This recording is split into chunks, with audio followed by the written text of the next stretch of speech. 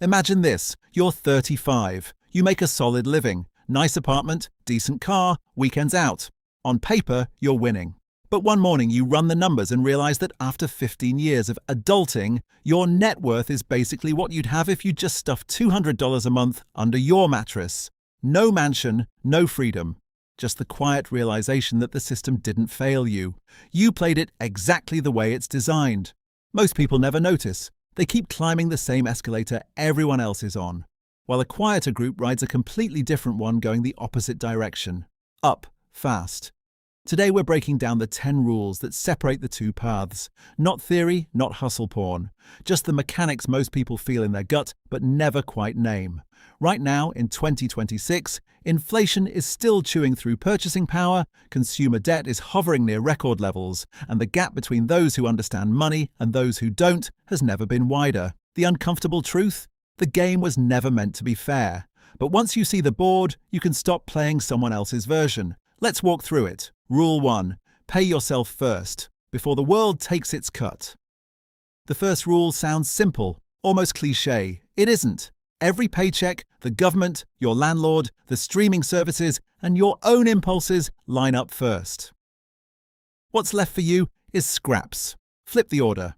Decide what percentage of your income belongs to future you. 15%, 20%, whatever you can stomach, and move it the moment the money hits your account. Automate it. Make it invisible. Why does this work? Because human brains are wired for immediate rewards. That $300 dinner feels real today. The retirement account does not. But compound interest doesn't care about your feelings. It only cares about time in the market and consistent capital. Start early enough, and that invisible transfer becomes the single highest leverage decision of your life. Rule 2. Live below your means, even when you don't have to. This one stings because lifestyle creep is seductive. You get a raise. Suddenly the upgrade feels earned. New car, better neighborhood, nicer vacations. Here's the math they don't show you in the success reels. The person who earns $80,000 and lives on $60,000 is often building more wealth than the person earning $150,000 who lives on $140,000. The difference isn't income, it's margin. Margin creates options. Options create freedom. Look at the data quietly. A huge percentage of high earners are one bad quarter away from stress because their fixed costs ate the upside. Live like you make 20% less than you do. The irony? You'll feel richer, not poorer. Rule 3. Understand that debt is a tool, Mao, and most people use it like a weapon. Pointed at themselves. Not all debt is bad. A mortgage on a reasonable house in a growing area can be leverage. Student loans for a high ROI degree can be an investment. But consumer debt, especially credit cards at 20% plus interest, is financial cancer. The same compounding that builds wealth destroys it in reverse. Picture two people. One carries $10,000 in credit card debt at 22% interest. The other invests that same $10,000 at a conservative 7 to 8% average market return. Over time, the debtor pays the bank thousands in interest while the investor watches their money work. The absurdity is that both feel like they're managing their money. Only one is. Kill high-interest debt aggressively, then be extremely selective about any new debt. Rule 4. Compound interest is the closest thing to real magic. Most of us will ever see Einstein supposedly called it the eighth wonder of the world. Whether he said it or not, the mechanics are brutal in their simplicity. $5,000 invested at age 25, earning a realistic 7% average annual return, grows to roughly $76,000 by age 65, with no additional contributions. Wait until 35? Same amount only gets you about $38,000. 10 years cost you half the outcome. Now add consistent contributions. A person socking away a modest amount monthly from their 20s can realistically retire a millionaire while their twin who waits until their 40s has to scramble. Time is the variable almost nobody respects until it's gone. Rule 5. Diversify, but don't dilute. The financial industry loves to preach diversification because it sells products.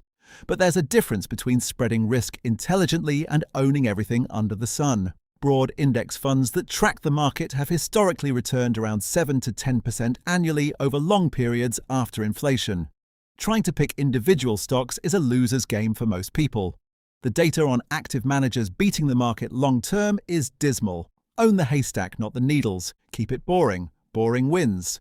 Rule 6. Protect the downside. First, people chasing 10 times returns often ignore the 100% loss scenarios.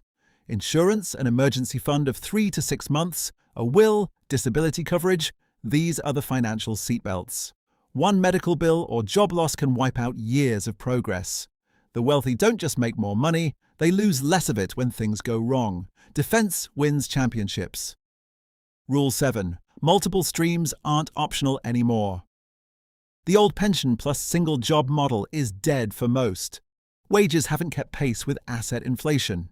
The people quietly pulling ahead often have salary plus investments plus side income or a business. It doesn't have to be glamorous.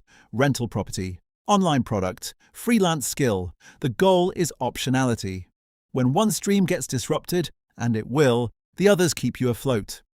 Rule 8. Taxes are your biggest expense. Manage them ruthlessly, legally. Most people treat taxes like the weather. The sophisticated ones treat them like a variable they can influence. Retirement accounts, tax loss harvesting, asset location, timing of income and deductions, these moves can save hundreds of thousands over a lifetime. The system is complex by design. Complexity favors those who study it. Rule 9. Your biggest asset is your ability to earn. Invest in it relentlessly. The highest return investment most people can make is in their own earning power, skills, network, reputation. A 20% increase in income compounds harder than almost any portfolio move when you're younger. But here's the trap. Don't confuse spending on status with investing in capability. One feels good short-term, the other pays forever. Rule 10. Think in decades, not quarters. Markets crash, economies stumble, headlines scream. The person following these rules keeps buying. They ignore the noise because they're playing a different game. History shows the market recovers. Time in the market beats timing the market. The people who panic sell at the bottom and FOMO at the top hand their wealth to the calm ones. Zoom out far enough, and the pattern is obvious. Consistent, boring execution crushes genius-level predictions almost every time. These 10 rules aren't secrets, they're just inconvenient. They require delayed gratification in a world engineered for instant everything. They ask you to be skeptical of your own impulses and of the financial advice that profits when you stay confused. The system works beautifully for those who understand the mechanics. For everyone else, it extracts quietly over decades. The gap between the two groups isn't luck or intelligence. It's whether you decide to play by rules you can actually see. So here's the lingering question. Knowing what you know now, which escalator are you actually riding? And how long are you willing to stay on it before you switch? The real friction isn't in knowing these rules, it's in living them when life gets loud. Take someone who started following Rule 1 and 4 religiously at 28. 15 years later, while their peers complain about the economy, they're looking at a portfolio that's quietly compounding through crashes, dividends, and reinvested gains. They didn't outsmart anyone, they just refused to let today's comfort steal tomorrow's freedom. There's an uncomfortable symmetry here. The financial system rewards patience the same way gravity rewards consistency. Invisible until the distance traveled becomes impossible to ignore. Yet most people treat their money like a lottery ticket instead of a quiet machine that only needs fuel and time. Zoom out further, and the stakes sharpen. With longer lifespans, rising healthcare costs, and uncertain social safety nets, the margin for error is shrinking. Those who internalize these mechanics aren't just wealthier, they sleep better. They have choices when layoffs hit, when markets wobble, or when life throws the unexpected. The ones who don't, they stay trapped on the default escalator, mistaking motion for progress. So here's the lingering question. Sharper now. Knowing what you know now. Which escalator are you actually riding? And how long are you willing to stay on it before you switch?